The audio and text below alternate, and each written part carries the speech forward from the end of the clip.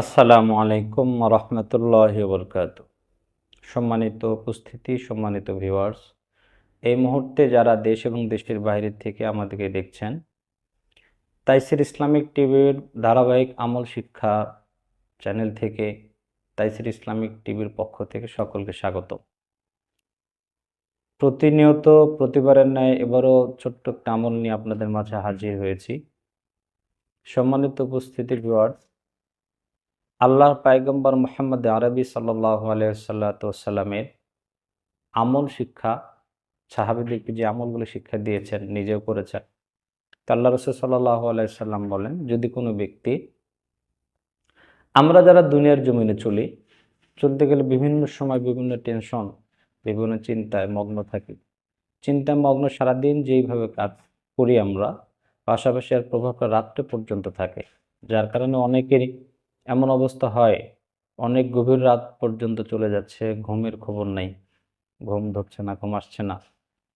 তো সেক্ষেত্রে আমাদের একটা আমল যদি আমরা করতে পারি, তাহলে আশা করা যায় ওই আমলের বিনিময়ে আল্লাহ তাআলা তাকে একটা শান্তির ঘুম দান করবেন।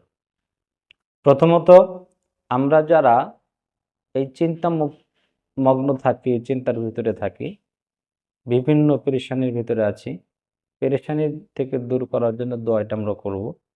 তবে আজকে যেটা বলতে চাচ্ছি সেটা হলো, ঘুমানোর সময় যদি ঘুম কারো না আসে, তাহলে সেক্ষেত্রে শুয়ে পড়ার আগে, ঘুমানোর আগে আপনি সুন্দরভাবে উজু করবেন। উজু করার পরে ডান কাত হয়ে দরুদ শরীফ পড়েন, যে কোনো দরুদ শরীফ, সাল্লাল্লাহু আলাইহি ওয়াসাল্লাম বা সাল্লাল্লাহু আলাইহি ওয়াসাল্লাম, এটা পড়বেন। এটা যদি পড়া যায়, দরুদ শরীফ পড়লে আল্লাহ তাআলা তার অন্তরে প্রশান্তি দান করেন। এই জন্য যদি কোনো ব্যক্তি ওই সময় ঘুম না আসলে দরুদ শরীফটা যদি বেশি বেশি করে পড়তে থাকে, আল্লাহর পয়গম্বর বলেন ওই বান্দাকে প্রশান্তির একটা ঘুম আল্লাহ তাআলা দান করবেন। এই জন্য আবারও বলি, যারা পেরেশানির ভিতরে থাকার কারণে রাত্রে ঘুম হয় না, বিভিন্ন সময় জেগে উঠি, ওই ঘুম থেকে জেগে ওঠার পরে ঘুম না আসলে আমরা বেশি বেশি করে দরুদ শরীফ পড়ব, সাল্লাল্লাহু আলাইহি ওয়াসাল্লাম, সাল্লাল্লাহু আলাইহি ওয়াসাল্লাম।